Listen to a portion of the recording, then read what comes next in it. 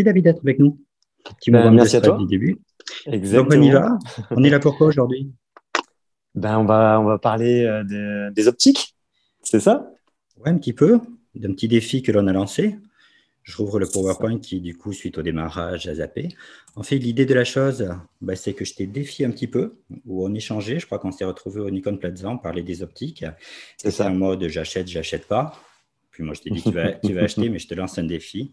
C'est que lors d'un test mariage, en fait, tu vas nous tester toutes les optiques de Nikon Z. C'était le contrat. Et donc là, comment ça s'est passé? Ça s'est plutôt bien passé. Déjà, merci pour l'invitation, merci pour ce défi. C'est vrai que j'avais une séance photo, une séance photo à faire, à réaliser.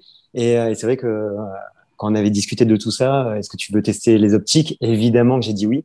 C'était une évidence puisque moi j'ai un parc Nikon. Je travaille avec des Z6 et j'ai un parc en F et je suis en train de passer petit à petit en gamme Z.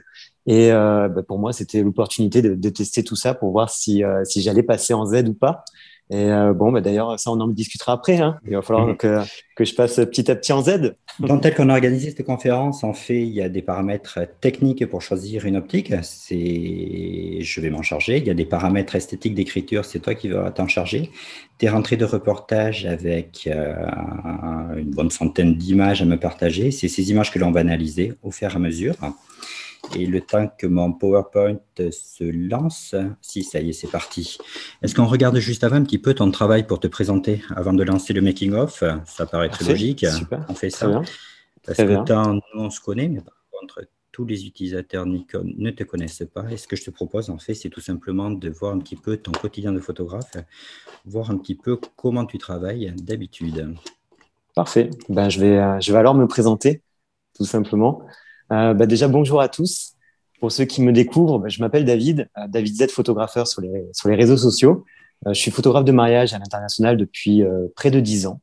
Je suis arrivé en fait à la photographie de mariage tout d'abord par une rencontre avec un photographe, Vincent Formica, qui est devenu mon mentor et qui avait photographié en fait mon propre mariage et qui tout simplement m'a montré que la photographie de mariage pouvait être aussi autre chose que de la photographie classique ou de la photographie juste purement commerciale et qu'on pouvait avoir un sens artistique à la photographie de mariage. Puis après, pourquoi l'international? Parce que j'ai voulu allier deux choses qui étaient la photographie, mes deux passions, la photographie et le voyage.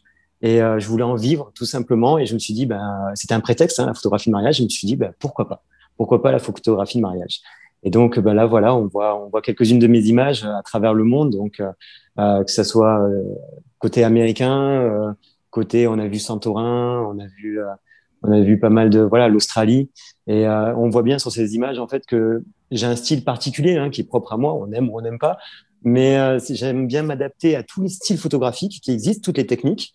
Je suis plutôt autodidacte, mais je vais m'adapter et comme là de la constellation, et je vais essayer de rajouter une part du mariage.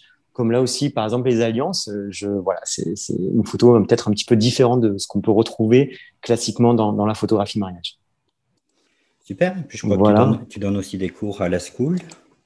Exactement, je donne des formations, des workshops à la Nikon School, donc n'hésitez pas, hein, sur les réseaux sociaux à partager si vous avez des questions ou lors d'un workshop à la Nikon School. Et là, on voit aussi, voilà, des photos sous l'eau. Donc, j'aime bien aussi aller dans des retranchements. Et en fait, ce que j'aime, c'est d'adapter la photographie de mariage à ma passion, qui est le monde animalier, qui sont aussi les paysages. Et vraiment, quand je trouve des mariés aussi fous que moi, j'arrive à leur proposer des choses comme ça et de partir, voilà, là en Islande à 4 heures du matin, juste le lendemain de mariage, ou avec des requins, faire des photos sous l'eau avec des requins au large de la Floride. Aussi fou que toi, je crois que c'est ce qui s'est passé en fait pour préparer cette conférence. Donc on est bien dans une logique de aider tous ceux qui nous suivent à choisir les optiques Z. Donc pour ça, on avait besoin de matières premières, on avait besoin d'un reportage en grandeur nature où l'ensemble en fait des optiques étaient testées. Je pense que pour bien recevoir ce que l'on va afficher après, ça me paraît logique de voir le making-of. On se partage le making-of rapidement? Allez, avec plaisir. Alors accorde-moi 3 secondes le temps de lancer la chose. Parfait. Une making-of qui a été réalisé par Léo et qui m'a suivi, que j'ai découvert, hein, d'ailleurs. C'est un jeune vidéaste de Montpellier que j'ai découvert et qui m'a suivi, qui a adoré. Juste pour la petite histoire, il n'est pas chez Nikon, hein, ce vidéaste. Et là, il a testé avec un Z6 et il a juste adoré. Et d'ailleurs, je pense qu'il va passer peut-être chez les jeunes, hein, bientôt. Ouais, il sera le bienvenu. Ouais. C'est vrai que avec les 7.6.2, il y a une tendance générale à revenir sur ces produits-là. Et puis c'est vrai qu'avec l'annonce de développement du Z9, en fait, il y a beaucoup de personnes qui recommencent à regarder précisément Nikon. Exactement, exactement. Là, on voit un petit peu le making of, comment ça s'est passé. Alors, pour la petite histoire, ben, j'ai convaincu ce couple. Moi, ce que je voulais vraiment dans ces images que vous allez voir, c'est je voulais vraiment avoir une différence et vraiment deux choses complètement différentes. C'est une robe de mariée, une magnifique robe de mariée, une magnifique mariée en robe d'été avec de la dentelle, avec un haut en dentelle, et avoir un contraste avec une période d'hiver et de la meilleure possibilité pour représenter l'hiver, bah, c'est la neige. Et donc, on allait en Lozère pour shooter dans la neige, avec même par la suite, en fin de journée, des conditions extrêmes, avec un 0 degré, à 60 km/h de vent, donc un ressenti aux alentours des -10, et avec une robe d'été. Donc, autant vous dire que les mariés ont vraiment souffert. Et d'ailleurs, merci encore à eux. Je crois qu'elle a été malade, la dame, non? Oui, exactement. Oui, oui, elle a bien souffert. Et puis 2 jours après, elle avait un bon petit rhume. Ouais, c'est ça, c'est ça. Mais bon, ils m'ont suivi. Ils ont été super parce que ils m'ont suivi dans cet esprit-là. Et le résultat est plutôt cool et plutôt bien. Et j'avais quand même le stress, hein. J'avais le stress déjà de donner des belles photos au couple. Évidemment, c'est la euh, principaux buts, mais également ben, avec toi, hein, le stress de tester tout ce parc Z et de pouvoir avoir quand même des photos à peu près potables. Oui, puis je crois que tu as eu un autre stress en plus, c'est que tu as eu un accident de voiture en montant là-haut, mais ça, on ne va pas développer. Oui, enfin, un accident, oui, c'est vrai que le 4x4 est tombé dans le ravin, mais c'est Mais c'est pas le propos là, mais c'est c'est. Voilà. ça, exactement, c'est ça.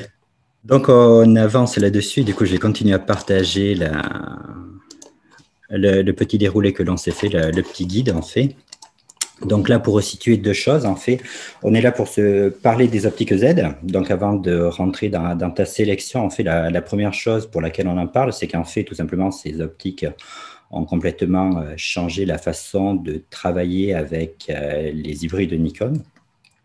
Et ce que l'on va recevoir technologiquement dans un premier temps, c'est cette baïonnette qui est la clé de compréhension du système Z, puisque c'est la baïonnette en fait avec 55 mm qui est la plus grande du marché, avec un tirage mécanique. Dans le tirage mécanique, c'est la distance baïonnette-capteur qui est la plus faible. Et l'intérêt de ça, en fait, c'est qu'on est au cœur de l'optique et la volonté de ces gammes Z quand elles ont été créées, donc on est passé d'un système F à un système Z, en fait, c'était un travail complet sur la lumière, c'était faire en sorte qu'il y ait la plus belle matière première qui arrive sur le capteur. Et pour ça, il fallait un cône beaucoup plus important, il fallait une trajet de la lumière beaucoup plus faible. Et c'est ce qui a été réussi. Donc, quand on a du mal à comprendre la chose, en fait, j'ai toujours l'image de quelqu'un qui tiendra un vidéoprojecteur et plus il se rapproche du mur, en fait, plus l'image est lumineuse, plus elle est nette. Et c'est un petit peu la même logique avec cette partie-là. Et puis, la deuxième chose qui va être très importante pour la gestion des optiques, et on va s'en rendre compte plus tard, c'est tous les contacteurs, en fait, qui sont beaucoup plus nombreux que sur les F et qui permettent de communiquer avec l'optique, de faire en sorte d'avoir différentes célérités d'autofocus. Et là, ils ont une communication qui est entre 10 et 100 fois plus rapide. Donc ça, c'était les bases que je voulais poser en fait pour comprendre un petit peu les optiques Z, pardon. L'autre base que je voulais poser, en fait, c'est que c'est une gamme qui s'agrandit. Régulièrement, on communique en fait sur ce qui est sorti et ce qui va sortir. Et là, vous retrouvez en ligne, bien évidemment, tout ce qui existe. Avec aujourd'hui, on est dans une logique où on a des optiques de kit qui sont très polyvalentes, qui sont légères et qui permettent d'aller dans tous les sens. Je pense notamment au 24-74. Je pense à l'optique du kit des Z5 ou des Z50 avec le 16-50 ou le 24-50. Puis après, on a des écritures un petit peu particulières et ça va être le rôle de cette conférence à travers toutes les optiques qui ouvrent à 1.8 ou qui ouvrent à 1.2 ou qui ouvrent à 2.8 avec des logiques d'écriture ou des logiques de reportage. On y reviendra un petit peu plus loin là-dessus. Donc voilà un petit peu les bases en fait du système Z avec l'ensemble des optiques. Tu as dit tout à l'heure que tu avais cette pression de tes clients. Avant de regarder optique par optique, ça me paraît logique que tu me parles en fait de cette série que tu as construite pour tes clients.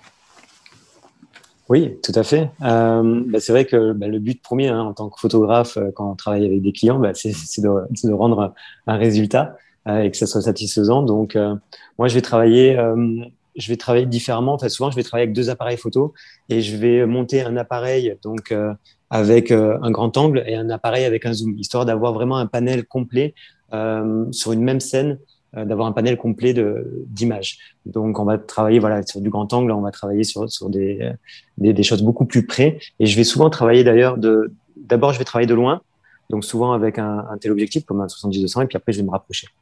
Donc là, voilà, c'est ça, toutes les photos que j'ai choisies, que j'ai sélectionnées pour les mariés, pour le couple. Donc avec voilà des prises de loin pour avoir une information. La photo, avant tout, c'est une information, c'est donner un contexte. Et donc je vais travailler de loin avec pour donner un contexte sur, on est dans la forêt, on est dans la neige, puis après une émotion. Donc là, on est un petit peu plus près pour donner l'émotion. C'est ce que je pense recherchent les couples, c'est tout avoir finalement. Hein. Et là, on est sur de l'extrême. On voit pas, hein, mais elle se gèle. Donc là, c'est un bon souvenir, c'est un très beau souvenir pour elle. Et là, on voit un petit peu le déchaînement de la nature, ce qui est super intéressant. D'ailleurs, c'est ce qui définit un petit peu, c'est bien hein, les ciels bleus, mais j'aime encore mieux les ciels contrastés. Et donc, c'est une petite sélection voilà, que j'ai choisie pour les mariés. Et là, travaillant pour un fabricant d'optique, on se dit heureusement que c'est robuste, heureusement que c'est étanche au ruissellement. Tes boîtiers, c'était trempes de mémoire. Hein. Alors, exactement. Là, on voit pas trop, mais 60 km/h de vent, toujours 0 degré. Là, il neige, il pleut. Les optiques étaient trempées, vraiment. Donc, l'optique et puis le boîtier, hein, le Z7 II était vraiment trempé. Donc, et ça se voit pas. Ça se voit pas. Bien sûr, avec le pare-soleil, ça évite aussi trop de pluie sur l'optique. Et voilà. Puis là, c'est le second jour, ça va un petit peu mieux quand même pour pouvoir utiliser. J'avais quand même, tu m'as donné quand même beaucoup d'objectifs. Il a fallu le faire sur 2 jours, enfin une journée et une matinée. Et puis, et voilà. Donc ça, c'était le deuxième jour. Et puis voilà, le final avec ça, c'est le test du Noct. J'étais comme un enfant devant. On en parlera plus tard, mais et voilà. Une belle optique, ouais. Donc c'est vrai que, alors pour ceux qui ont l'habitude un petit peu des lives avec nous, il y a les questions. Jusqu'à présent, on était sur des lives Instagram et puis Instagram a fait une mise à jour qui ne me permet plus en fait de projeter des images tout en invitant des personnes. C'est pour ça qu'aujourd'hui, on se rabat sur Facebook. Mais je suis quand même vos différentes questions. Et donc, s'il y a des questions qui tombent, ah ouais, alors il y a ceux qui me reprochent des tics de langage où je dis en fait, donc ça, je vais arrêter de dire en fait. Je sais pas si c'est le nord ou le sud. C'est vrai moi je dis en fait, mais après je vais redire du coup. Tu as Romain qui va savoir si tu valides plutôt le 50, pas un 4 mais un 2 ou le 51-8. Donc ça, je pense qu'on va en parler un petit peu plus tard. D'accord, parfait.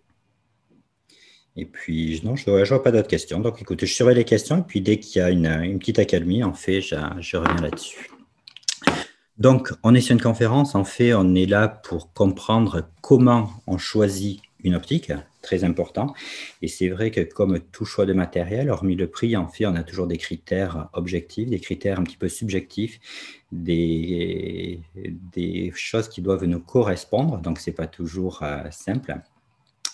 Dans tous les cas, on aura une première série qui sont plutôt des critères esthétiques, à la fois le rendu du flou, à la fois l'écriture de l'optique, la composition des différents plans, la définition potentielle, le rendu. On a vu dans ces premières photos en fait que tu avais qui neigeait. Donc, traduction, en fait, il y avait un voile, et puis pourtant, la définition Exactement. restait, etc. Donc, il y a des choses qui se cachent derrière.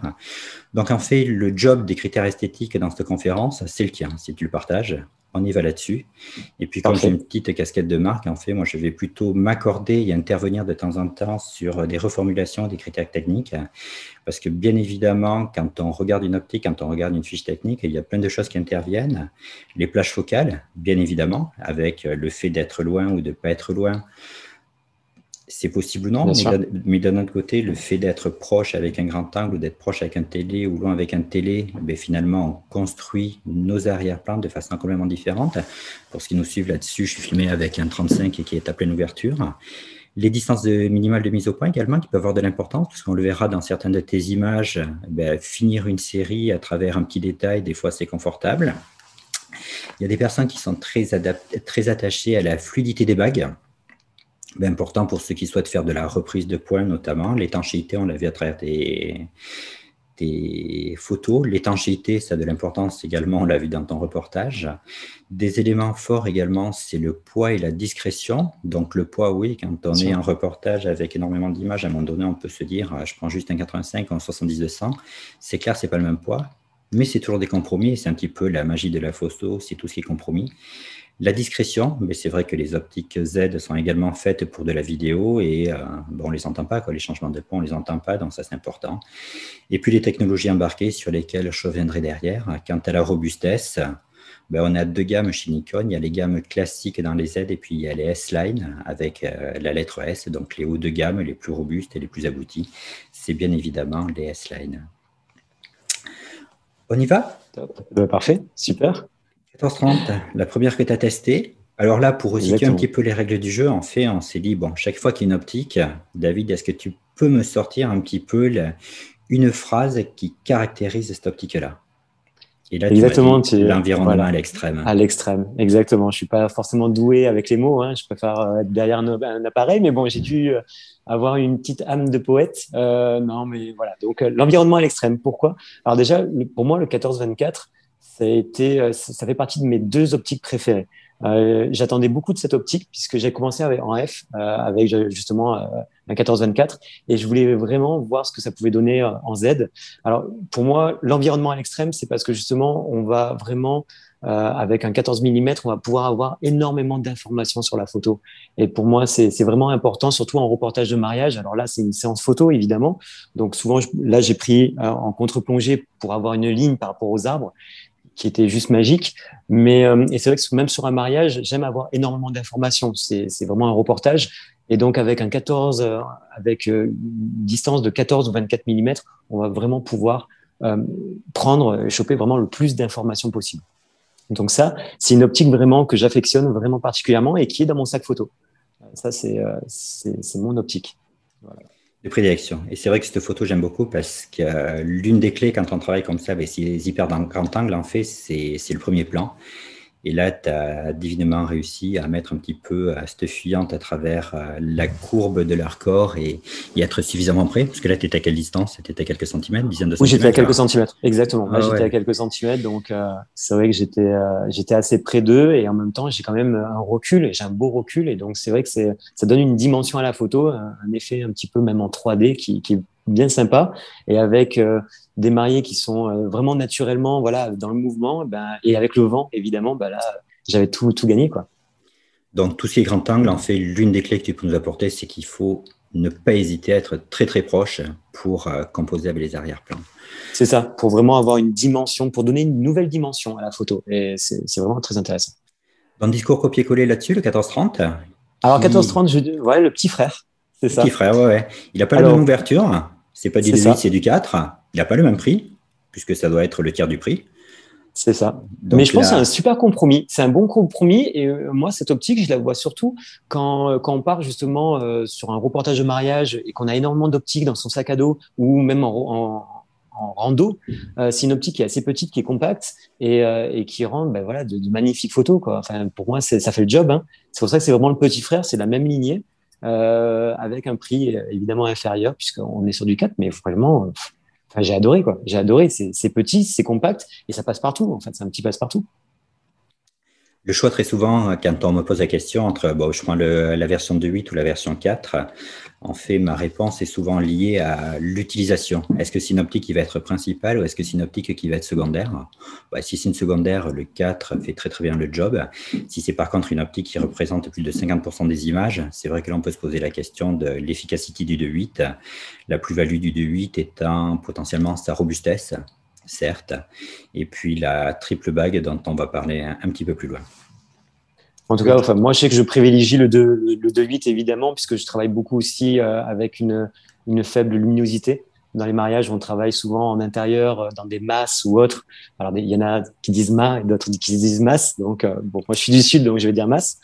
Et c'est vrai, dans les faibles luminosités ou même en intérieur lors des soirées. Et c'est vrai qu'avoir un 2.8, ça aide pas mal. Puis après, on est passé sur le focal fixe. Alors, vous l'avez dit, dans cette conférence, en fait, on a classé les images plutôt par focale montante. Ça nous paraissait en fait le plus logique. Le 20 mm, tu en as fait quelques-unes. Toi, tu Exactement. racontes la vie avec. Alors oui, raconter la vie. On sait, hein, photographier, c'est raconter une histoire, tout simplement. On raconte l'histoire d'une journée, on écrit une histoire. Et pour moi, un 20 mm, on l'a vu un peu dans le 14-24, mais un 20 mm, c'est super intéressant parce que voilà, on va vraiment pouvoir raconter une histoire. Et puis là, avec une focale fixe, on arrive quand même sur du 1.8. Et le 1.8, ça peut être super intéressant. Et moi, j'ai utilisé cette photo de 1.8 pour pouvoir faire les préparatifs. Dans ces préparatifs-là, on avait très peu de lumière. On avait une lumière qui venait d'un fenestron. Et donc, je me suis dit, tiens, c'est intéressant d'utiliser cette optique-là à ce moment-là pour pouvoir vraiment descendre en 1.8 et pour pouvoir essayer de gagner le plus possible en lumière. Après, évidemment, bon, on a des effets de lumière. Ça, ces effets-là, c'est des petites astuces. Évidemment, soit on va avec une coiffeuse, on va pouvoir utiliser la laque de la coiffeuse, et on va pouvoir également utiliser des petits aérosols qui existent maintenant pour les photographes, des aérosols qui vont, mettre un petit peu de fumée et qui vont pouvoir faire apparaître les rayons. Mais là, ce qui était intéressant dans cette optique-là, c'est vraiment dire, tiens, je vais travailler en 1.8 pour récupérer le plus de lumière possible, tout en ayant le plus d'informations avec le 20 mm. Et puis côté placement, tu t'es divinement bien mis, puisqu'en fait, les verticales sont verticales. Donc, bien géré là-dessus. Et puis, je crois que tu as un petit peu de flou de premier plan qui a permis d'eux. Et là, tu l'as Exactement. décliné en noir et blanc un petit peu pour voir l'étendue de la plage dynamique du C'est rendu ça. des lumières. Ouais, sympathique. Exactement. Le noir et blanc, enfin, pour moi, c'est magique parce que c'est vrai que l'œil est focalisé sur une scène ou sur une émotion et plus forcément sur tout ce qui est la couleur. Et un noir et blanc, pour moi, c'est vraiment chaque fois des photographies qui peuvent être vraiment bourrées d'émotions. Donc, côté conception, on l'a dit, il y a deux, trois choses à garder. La gamme S-Line, puisqu'il y a deux gammes en fait dans les optiques Z, la gamme S-Line la plus répandue. Le point fort de toutes ces optiques-là, en fait, c'est bien évidemment l'étanchéité avec tout un tas de joints toriques. Et puis après, il y a de l'ergonomie. Et c'est la première chose qui est également importante et qui a évolué.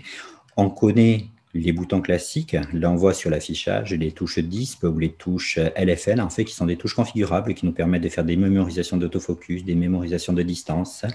La touche DISP nous permet, quand on a des affichages LCD, d'avoir différentes indications. Est-ce qu'on a besoin d'avoir la distance focale? Est-ce qu'on a besoin d'avoir la distance du sujet, etc., ou l'ouverture? Et puis, ce qui est magique également pour les optiques qui ouvrent à 2.8 comme le 24-110 ou 110-200 après, c'est qu'en fait, on a triple bague. On a une troisième bague que l'on peut personnaliser et qui peut servir de correction d'exposition ou qui peut servir également de réglage du diaphragme pour ceux qui ont l'habitude de régler un petit peu le diaphragme à la main. Donc, côté conception, il y a pas mal de choses. Et puis, également, il est possible dans les menus d'inverser certaines bagues de rotation pour ceux qui travaillent en manuel et qui souhaitent aller vers la droite ou vers la gauche.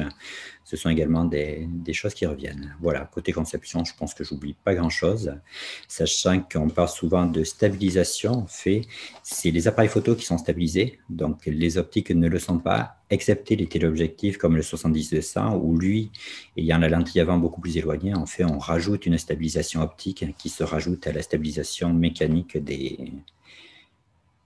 du boîtier. On passe au 24, entre deux mondes.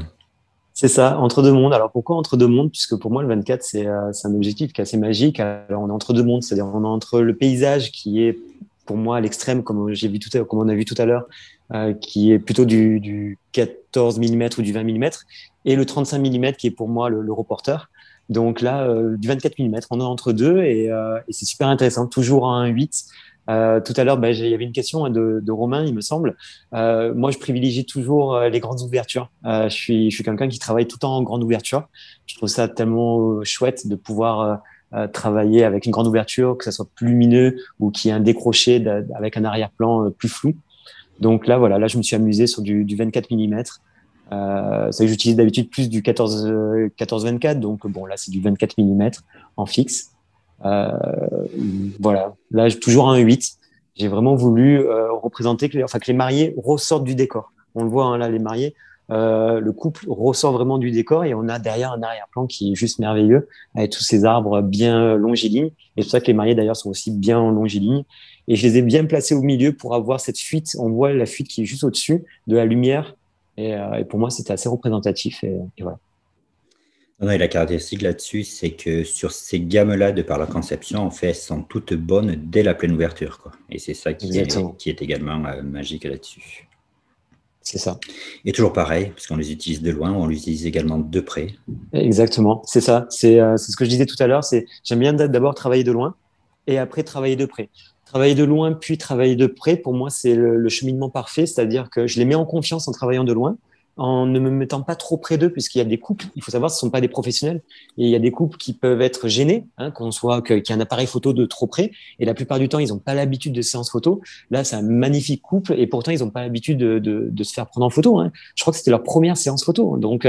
Donc, évidemment, c'était un petit peu de stress. Donc, en me mettant de loin, et puis là, maintenant, en me rapprochant et en essayant de capter vraiment une émotion. Puisque, bon, bah, la photographie, avant tout, c'est ça, hein, c'est essayer de capter une émotion.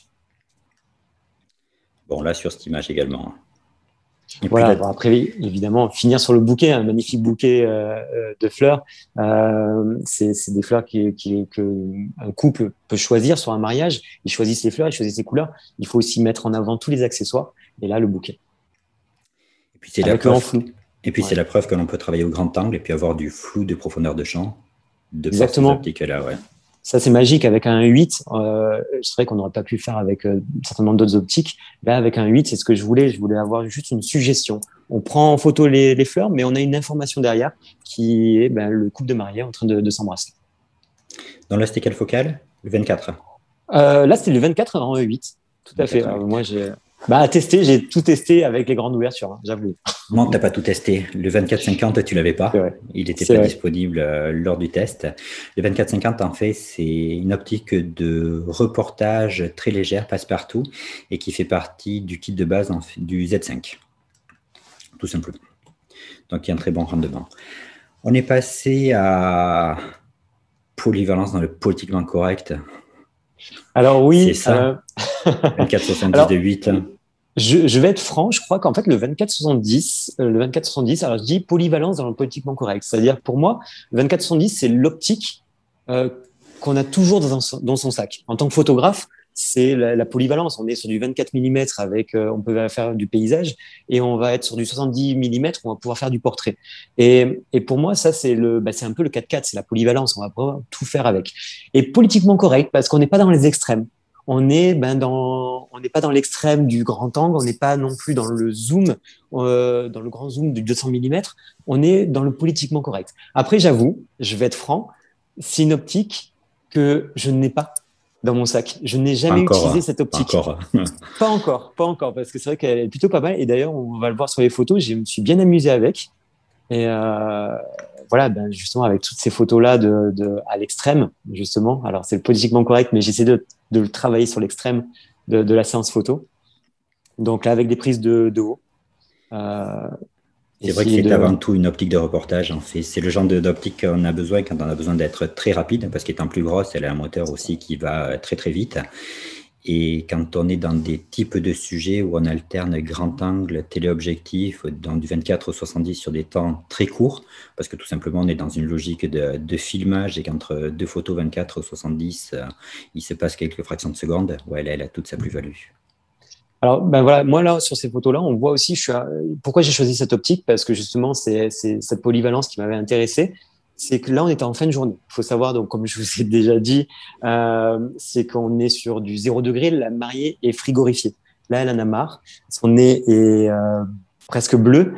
Elle en a marre de la séance photo et le vent fouette avec la neige. Et donc, le 24-70, ça me permettait de travailler du grand angle et en même temps de zoomer un petit peu sur eux. Et donc, c'est vrai que c'est pour ça que j'avais utilisé cette optique à ce moment-là. Et là, évidemment, bon, j'ai fait quelques photos un petit peu plus près pour avoir un peu plus le temps aussi de tester cette optique pour savoir si j'allais l'acquérir ou pas juste après. Et de jouer avec les profondeurs de champ, comme on voit avec C'est les ça, barbelés sur cette image-là, ouais. exactement, tout à fait. Et puis passage rapide horizontal à vertical. Donc là, dans les technologies, en fait, il y a deux, trois choses également à garder, puisque je vous ai fait une première partie qui était plutôt la conception. Il y aura une troisième partie qui sera plutôt la fabrication du verre, une quatrième partie qui sera le traitement du verre. Mais autour du verre, en fait, il y a deux notions mécaniques sur lesquelles je vais revenir et qui sont très importantes. Le diaphragme, puisqu'on est sur une écriture photo avec un diaphragme qui a un contrôle électromagnétique. Ça permet d'avoir la régularité la plus importante possible, parce que quand on fait des rafales, il faut qu'elles soient toutes exposées pareil. Et puis après, on est sur au moins de mémoire 8 ou 10 lamelles, je ne me rappelle plus, mais le but du jeu étant d'avoir un diaphragme complètement rond pour avoir une très très belle écriture du bouquet. Donc ça, c'est parfaitement étudié, ça passe par tous les contacteurs que l'on a vus précédemment sur la baïonnette. Et puis la deuxième chose qui est importante et qui est également valable sur le 24-70, en fait, c'est les systèmes autofocus. C'est pas une seule rampe, mais c'est deux rampes en fait qui vont l'une vers l'autre, comme si on avait deux systèmes autofocus dans une optique, qui permettent en fait d'être beaucoup plus fin, d'être beaucoup plus rapide. Et de par cette double translation, en fait, ça permet en vidéo de ne pas avoir de phénomène de focus brushing. Le focus brushing, je ne vous passe pas de vidéo là-dessus, mais je pense que vous l'avez tous connu. C'est à un moment donné, vous êtes sur pied, vous avez un premier plan, il y a un arrière-plan, et puis vous alternez mise au point du premier plan vers l'arrière-plan, et vous vous rendez compte que chaque fois, en fait, l'arrière-plan bouge légèrement, et ce qui est juste insupportable. Et ce n'est pas le cas avec les optiques Z. Les optiques Z, vous avez beau aller du premier plan vers l'arrière-plan, vous n'avez pas ce décalage de sujet arrière-plan qui se fait, et l'arrière-plan reste à la même place. Et ça, c'est des choses qui sont très, très précieuses en vidéo. Quand on va d'un plan infini vers un plan rapproché, le fait que la zone de flou ne bouge pas. Donc, deux systèmes également qui sont très importants sur les systèmes Z dans le choix des optiques. Le 24-114, tu ne l'as pas testé, lui. C'est l'optique de base des kits Z6. Qui arrive également en optique de base des kits Z5. Tu ne l'as pas testé parce qu'en fait, c'est ton vidéaste qui l'a piqué, c'est ça? Alors, oui. Alors, je vais juste m'excuser auprès de mon vidéaste parce qu'en fait, ce que je vais avouer, c'est que, évidemment, j'ai vu un 24-70 en 2.8 et j'ai vu un 24-70 en 4. Ben, j'ai gardé le 2.8 et je lui ai donné le 4. Après, bon, c'est vrai qu'il est bien parce qu'il est très compact. Je l'ai vu, il est vraiment compact, mais j'avoue, je l'ai préféré le donner à mon vidéaste pour qu'il fasse le making-of avec. Lui aussi, comme j'ai dit tout à l'heure, on fait la bague de mise au point qui est la plus basse sur la photo, en opposition au zooming. Elle aussi, elle est réglable. On peut lui attribuer une fonction de diaphragme ou de correction d'exposition, etc. Le 35, tu as dit que c'était l'optique du reporter. C'est celle qui me filme aujourd'hui. Oui, c'est ça. Bah, pour moi, c'était complètement logique. Le 35 mm, pour moi, c'est du reportage. Alors là, évidemment, on était sur une séance photo, donc c'était compliqué de montrer l'efficacité pour moi d'un 35 mm pour moi, c'est plutôt en mariage, plutôt le jour J du mariage. Et puisque pour moi, le 35 mm, ça va faire le job au niveau de toutes les informations. C'est du photojournalisme. Le mariage maintenant, en tout cas pour ma part, il y a une grosse partie de photojournalisme et le 35 mm, ça fait complètement le job. D'autant plus, moi, ce que j'aime dans le 35 mm en 1.8, c'est encore une fois, c'est son ouverture en 1.8 qui va me permettre de faire beaucoup de photos aussi pendant la soirée de danse. Donc, les gens en train de s'amuser, donc là, avec le 35 mm, je suis assez large pour pouvoir avoir toutes les informations possibles. Et en même temps, j'ai un 8 qui va me permettre de gagner en luminosité, tout simplement.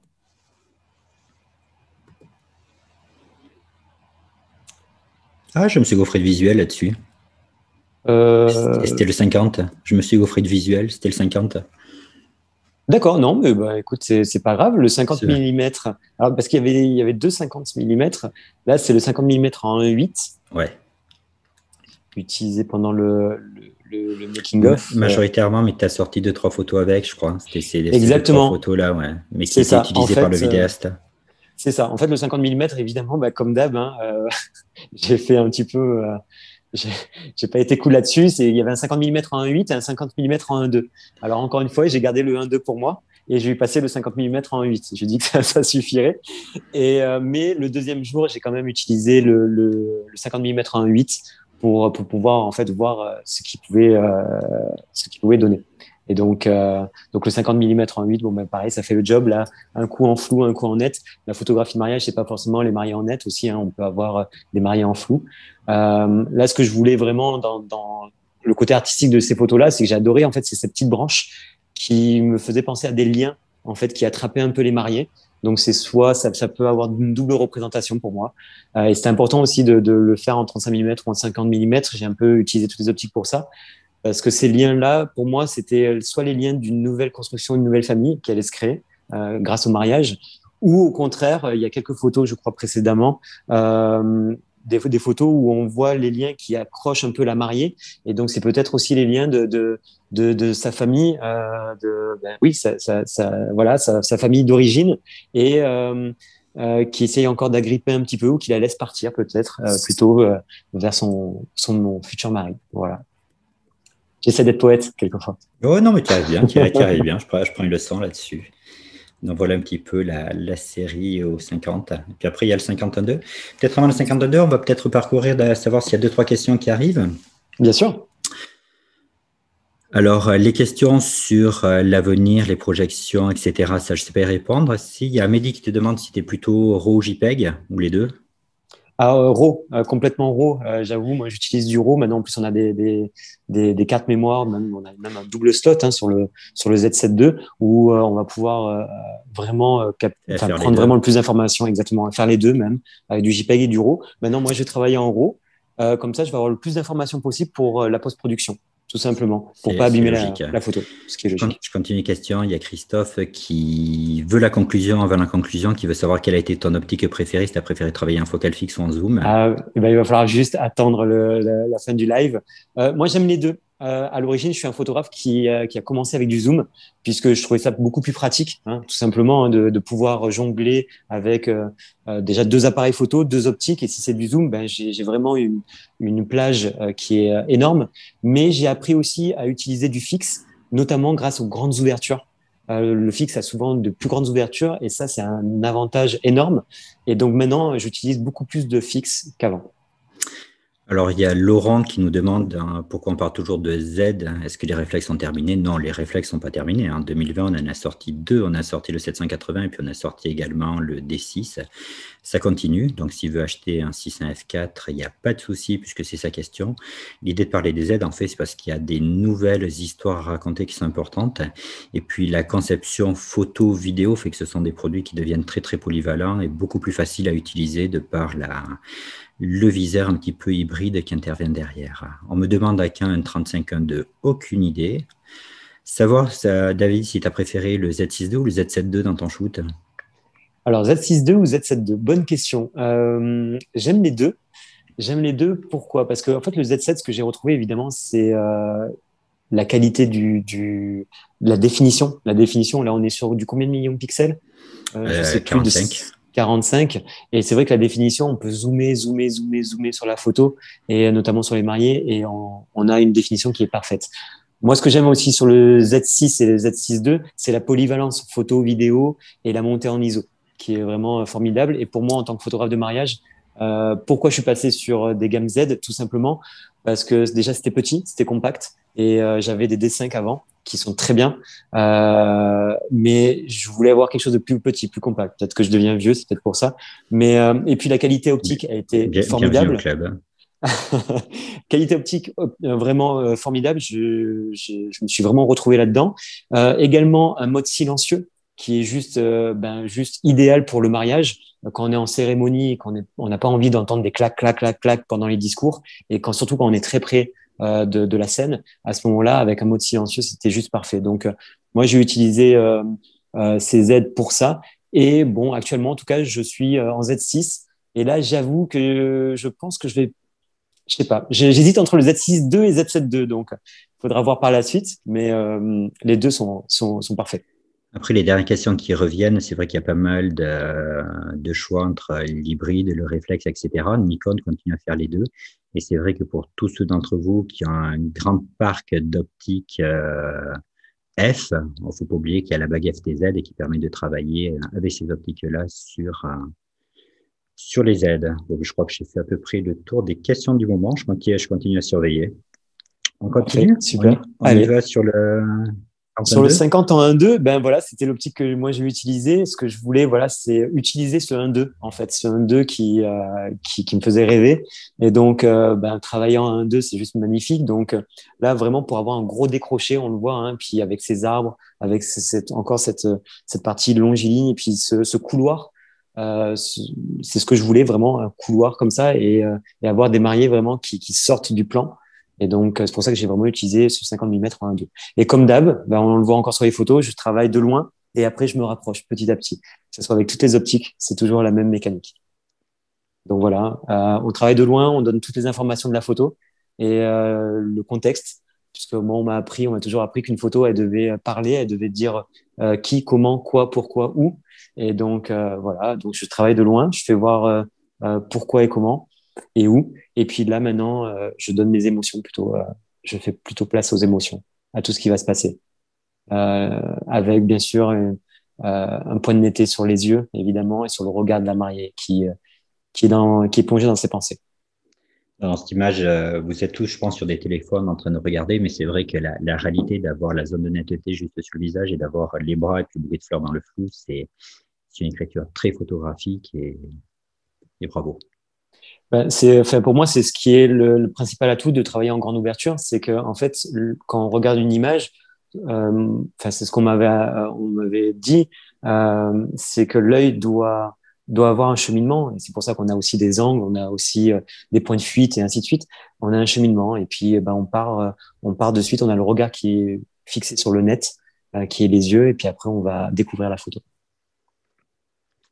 Bon, bah, a priori, ça fait partie de tes coups de foot, c'est le 50-1-2. C'est ça, c'est ça. On passe au On va en 80. reparler encore après. On va en reparler, d'accord. Ouais. C'est ça. 85 85 mm. aussi. Alors 85, je fais une petite parenthèse, puisqu'il y avait une ou deux remarques sur les différents postes qui étaient tombés, sur le fait que les personnes l'ont commandé et qu'elle n'arrive pas. Ouais, c'est vrai qu'actuellement, on souffre un petit peu de pénurie de produits. Donc, si la personne a passé commande chez son revendeur, ben, dès qu'on les a, on aura plaisir à le livrer.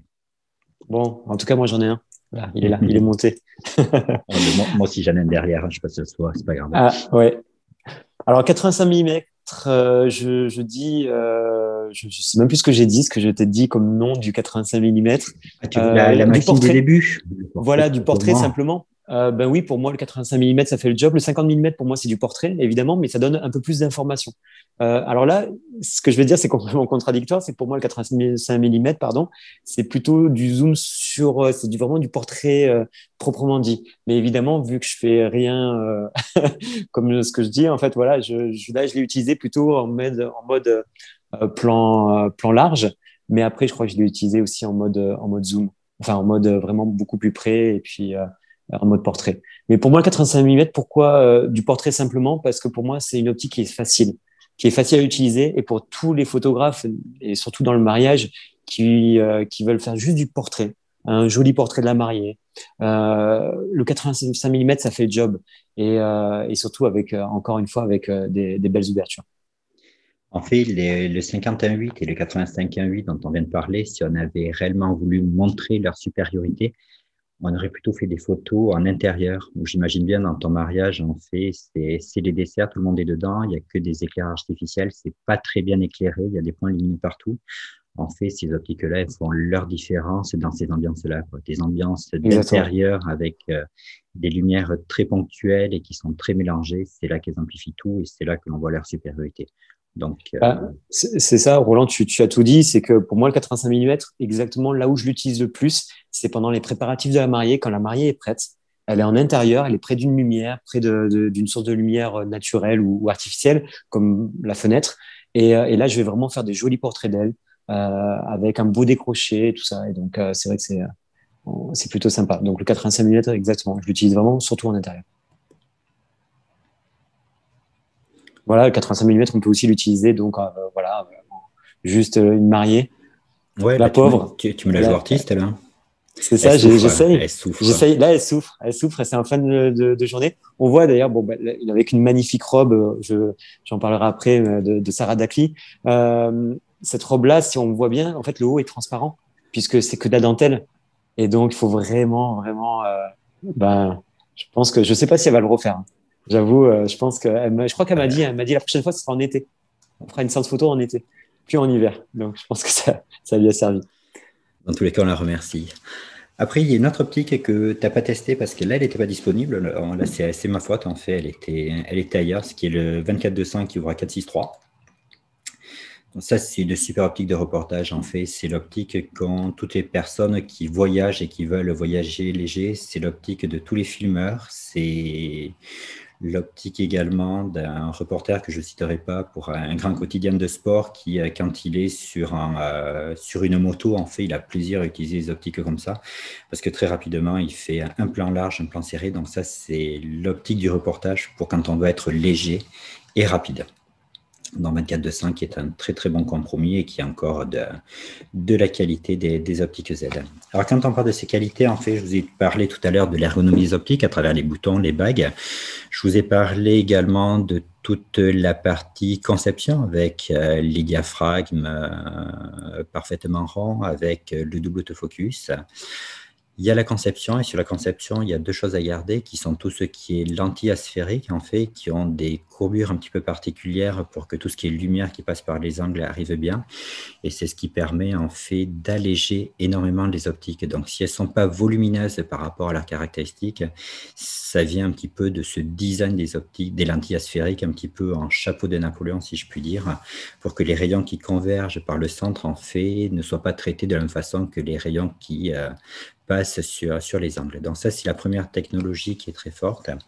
Et puis la deuxième technologie également qui est à garder, qui sont les verres ED, que l'on connaît déjà sur toutes les gammes F et que l'on retrouve sur certains groupes optiques et qui, là encore, nous permettent d'avoir une qualité top, en fait. C'est l'une des clés là-dessus.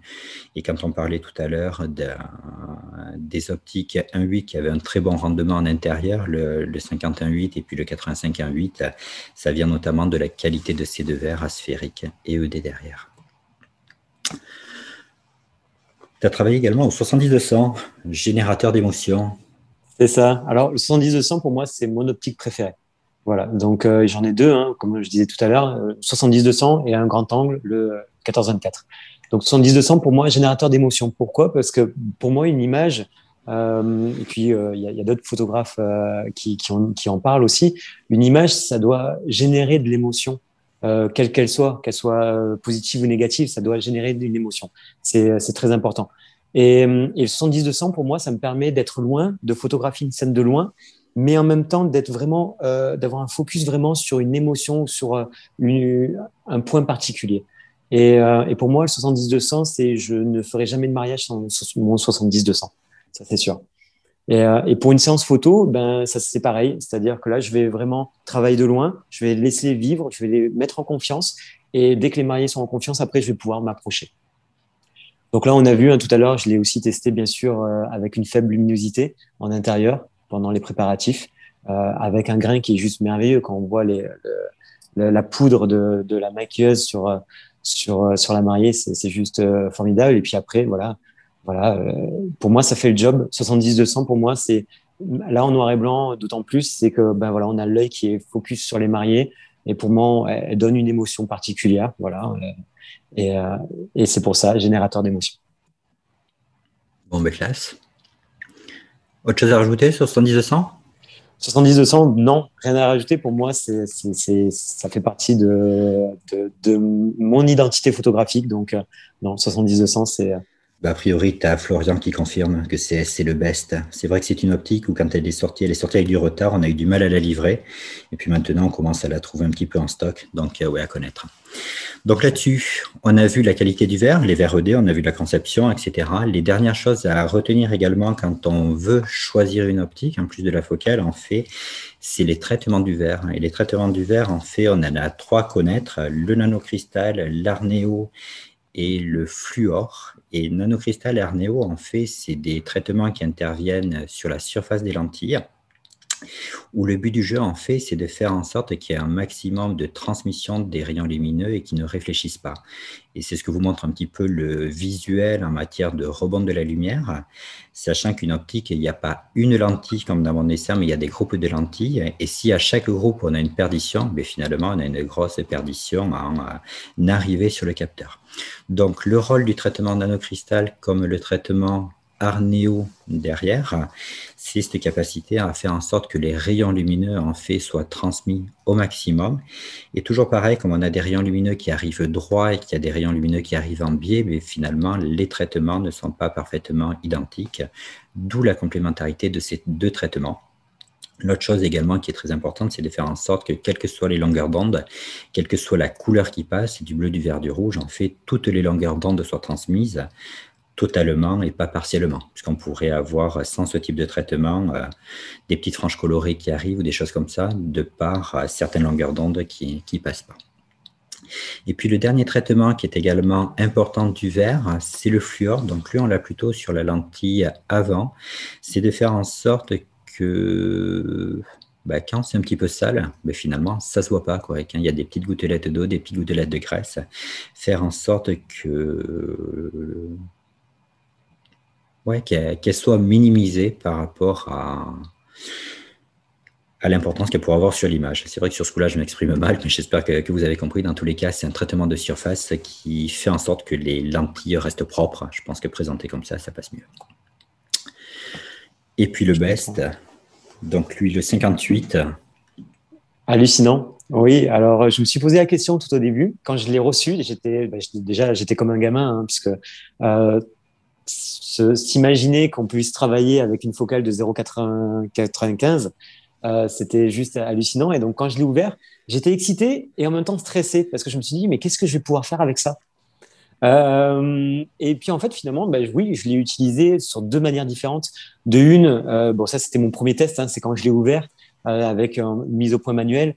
Je l'ai ouvert, je l'ai testé. Donc, bon, ça, c'est juste une photo test. Et puis après, je me suis dit, pourquoi pas? Alors là, on voit pas trop, mais en fait, cette photo-là, par exemple, là, celle-ci, je l'ai utilisée en 0,95 parce que ce que je voulais faire, c'est, je me suis dit, OK, l'intérêt pour moi d'avoir un objectif comme ça et avoir une telle ouverture, c'est de pas trop monter en ISO pour pas vraiment avoir de grains sur la photo et d'utiliser cette optique vraiment dans un contexte vraiment très sombre. Et là, on était, mais vraiment, je crois que j'étais à 0,95 et je crois que je suis resté en ISO, je sais plus à combien j'étais, mais je crois que j'étais à, je sais pas, à 250 peut-être, quelque chose comme ça, ou 800 ISO, je sais plus. Mais j'étais faiblement en ISO et puis je me suis dit, tiens, c'est génial parce que je vais pouvoir récupérer énormément de lumière grâce à cette optique. Donc ça, c'est vraiment, j'ai vraiment aimé. Et puis après, la dernière chose, donc voilà, encore une fois, hein, on voit en basse lumière, je voulais juste récupérer la lumière qui revenait du fenestron, qui était juste sur l'œil. Et ça tombait très bien puisque c'était là où il y avait le maquillage qui était fait, donc c'était parfait. Mais la grosse difficulté de cette optique, c'est qu'elle est manuelle, parce qu'en fait, c'est un bloc de verre, hein, c'est un bloc de verre avec une enveloppe métallique, donc très dur à utiliser là-dessus. Il y avait tout à l'heure une question qui tombait sur les optiques cinéma, et j'avoue que je ne sais pas trop faire la différence et je ne sais pas la particularité des optiques cinéma. Peut-être la course du point, peut-être les gradations des points, puisqu'on a une logique de travailler en mise au point manuelle. Là, on est plutôt dans une logique de reportage, sauf cette optique-là qui est manuelle. Mais on n'oublie pas que pour CD, je ne sais pas si tu l'as utilisé, mais il y a tout ce qui est les petits lasers couleurs, j'oublie le nom. Une fonction qui permet de nous montrer la zone de mise au point, les zébras. Ah, d'accord, ok, oui. Tu l'as pas activé? J'avoue, je ne les ai pas activés. Non. Donc, c'est très précieux avec ces optiques-là et de manière générale, quand on travaille en manuel, en fait, ça nous délimite la zone de point et sachant qu'il y a une tolérance plus ou moins importante. Donc là, on va faire en sorte d'être sur la tolérance la plus fine et donc on a quelques couleurs qui s'affichent juste sur la zone de point. Parfait. Et là, après, voilà, là où je voulais utiliser cette optique, c'est que je utilisais aussi cette optique avec cette grande ouverture pour vraiment avoir un gros flou, hein, de travailler vraiment avec un arrière-plan énorme, enfin très très flou, et d'avoir juste un point net. Donc là, sur toutes ces photos-là, j'ai travaillé sur une alliance. Là, cette photo que j'aime particulièrement, puisque ce que j'ai voulu représenter avec ces branches-là, c'est une double représentation, une représentation de deux liens qui s'unissent avec une bague en plein milieu. Donc là, on a compris, hein, on est vraiment sur l'image du mariage avec deux personnes qui s'unissent. Et puis, et ce que je voulais, c'est que sur la photo donc juste précédente, on voit ça fait un peu comme une ADN. Si on la met un peu de côté, ça fait un peu le cheminement un peu d'une ADN au niveau des branches. Non, promis, je ne prends pas de substance illicite, mais voilà, en tout cas, c'est ce que j'ai voulu faire. Et cette optique, ce qui m'a aidé avec cette optique, c'est voilà, vraiment d'avoir un gros flou derrière. Sur cette photo-là, on voit pas, mais là, il y a une rue derrière avec une église. Et donc, il y a une rue. Et donc, je voulais vraiment pas voir la rue, évidemment. Donc là, avec cette optique, avec un 0,95, là, je suis vraiment dans un autre monde. et alors que voilà, j'avais une rue, j'avais des voitures qui passaient. Oui, ça nettoie complètement les arrière-plans et c'est en ça que c'est magique aussi, toutes ces optiques avec une belle profondeur de champ. Je regarde s'il y a une dernière question qui serait tombée. Non, vous êtes toujours nombreux à nous suivre et on vous en remercie. Non, mais je crois qu'on a fait le tour des questions. Un grand merci. Top, Alors, je te dis parfait. merci à toi parce que c'était un petit peu de préparation, etc. Mais je crois que tu tenais à remercier également tes collègues parce que tu n'as pas été seul dans cette séance. C'est ça, je voulais vraiment remercier vraiment infiniment toute mon équipe qui a travaillé avec moi sur ce projet-là, parce que sans eux, il n'y aurait rien, tout simplement. Donc, je voulais remercier évidemment d'abord LM Studio, qui est ce vidéaste-là, ce jeune talentueux vidéaste qui m'a suivi, qui a pu faire le making-of. Je voulais remercier évidemment Sarah Dacli qui nous a prêté cette magnifique robe de mariée. Donc, c'est une créatrice du sud de la France et qui fait un travail magnifique et elle a été vraiment super et elle nous a prêté une robe, même si j'avoue, avec tous ces éléments-là, ça a un peu abîmé quand même cette magnifique création. Je voulais remercier aussi Claire, donc c'est Clara Beauty à Montpellier, qui a fait ce magnifique maquillage. Je voulais remercier Version Luxe événements également pour la coordination, pour coordonner tout ça. C'est vrai que j'avais pas forcément beaucoup de temps et donc elle m'a bien aidé. Vertige à Bagnols, c'est pour les fleurs, évidemment. Et puis, je pouvais pas finir sans mon couple, donc Marie et Florian, qui m'ont suivi, qui ont combattu le froid et qui ont vaincu le froid. Donc ça, c'était magnifique. C'est un magnifique couple et qui sont super souriants et ils veulent toujours faire de choses extraordinaires. Et là, ils m'ont suivi sur ce coup-là et merci à eux. Voilà. Et je voulais juste aussi me remercier Nikon et puis remercier toi, Roland, pour me laisser, en tant que photographe de mariage, c'est vrai que c'est important pour nous de montrer notre travail. On n'est pas forcément connu ou reconnu, en tout cas dans la profession, et je trouve que c'est super important. Donc, merci de nous laisser, je dis nous, parce qu'en fait, je sais que grâce à tes lives, Instagram ou Facebook, tu donnes beaucoup la parole à des vidéastes de mariage et à d'autres photographes de mariage talentueux. Et donc, merci en tout cas de l'invitation. Voilà. Dans tous les cas, ça se travaille. Non, non, dans ce qui vient, on fait la semaine prochaine, logiquement, on va parler de photographie animalière depuis chez Concept Store à Nantes. J'ai Stéphane Campiner qui a la particularité d'avoir fait une dizaine de JO qui est sur l'écran. J'ai également Lionel Hahn qui lui a fait une vingtaine de fois le Super Bowl aux US qui ne devrait pas tarder à intervenir. Donc ça se construit. Il y a Eric Garot aussi qui devrait intervenir chez un revendeur. Donc lui, c'est photographie de portrait politique. Non, non, on est sur un programme comme ça où toutes les semaines, on y va. Je regarde s'il y a des dernières questions qui interviennent. Donc des news d'un 200-600, s'il y avait, j'aurais eu plaisir d'en parler. Donc là, je réponds à Kevin. Très pratique les zébras, donc je partage avec Nicolas. Ah, le capteur est-il défiltrable à l'infrarouge? Oui, oui, tout à fait. Il y a des tas d'applications comme ça, mais en général, Nicolas est peut-être militaire pour s'intéresser au défiltrage. Donc, les aides se défiltrent, il n'y a pas de souci là-dessus. Eric qui nous remercie, Eric Berakaza, et puis David Marmier, salut David, qui visiblement se met sur les clous pour acheter un Z9. Ben ouais, donc quand on aura autre chose que l'information qui est sortie la semaine dernière, ça sera bon. Je te remercie, cher ami. Je te Merci à souhaite toi. de belles aventures. Continue à faire des belles photos. Et puis à tous, Merci. merci de nous avoir suivis. Et puis si cela vous a aidé à mieux choisir une optique, c'est tant mieux. Si je devais résumer, il y a des critères esthétiques. Tu nous les as bien montrés. Il y a la façon d'utiliser les optiques. Je m'en rapproche, je m'éloigne, etc. La façon de composer. Chaque fois, on va s'attacher donc au premier plan et à l'arrière-plan, d'où l'importance des distances minimales de mise au point. Donc ça, c'est pour vous, utilisateurs. Et pour nous, côté constructeur, on fait en sorte que ça soit simple à utiliser. Pour ça, on met de la technologie optique, on en a parlé.